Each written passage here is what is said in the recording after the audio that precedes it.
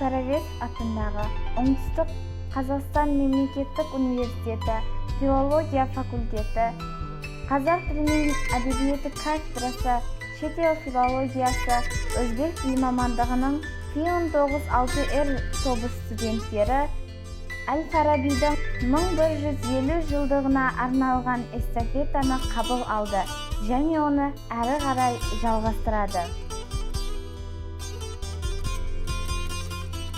Farabiy Sirdaryoning Qo'ylish joyida joylashgan Farob shahrida tug'ildi.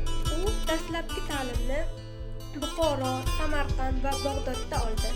Undan so'ng esa uning umrining oxirgi yillari Damashq va Halab shaharlarida o'tdi.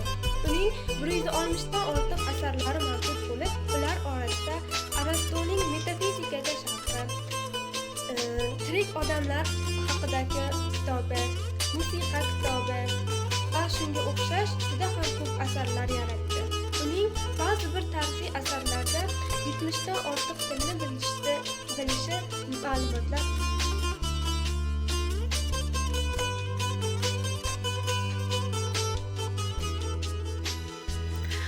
Farobiyning 160 dan ortiq asarlari mavjud bo'lib, ular orasida Arastoning Metafizikasiga sharh, Bag'dodga erishuv haqida, Fozil odamlar shahri, musiqa kitobi, tirik mavjudotlar a'zolari va ko'plab asarlari bizgacha yetib kelgan. Al-Farabiy fanlar rivojiga ulkan hissa qo'shgan olim hisoblanadi.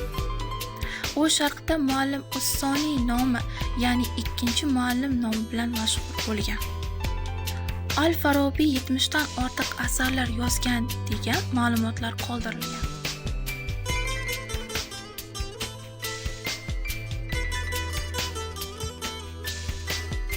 Al-Farabiydan naql so'zlari. 5-chi naql so'z.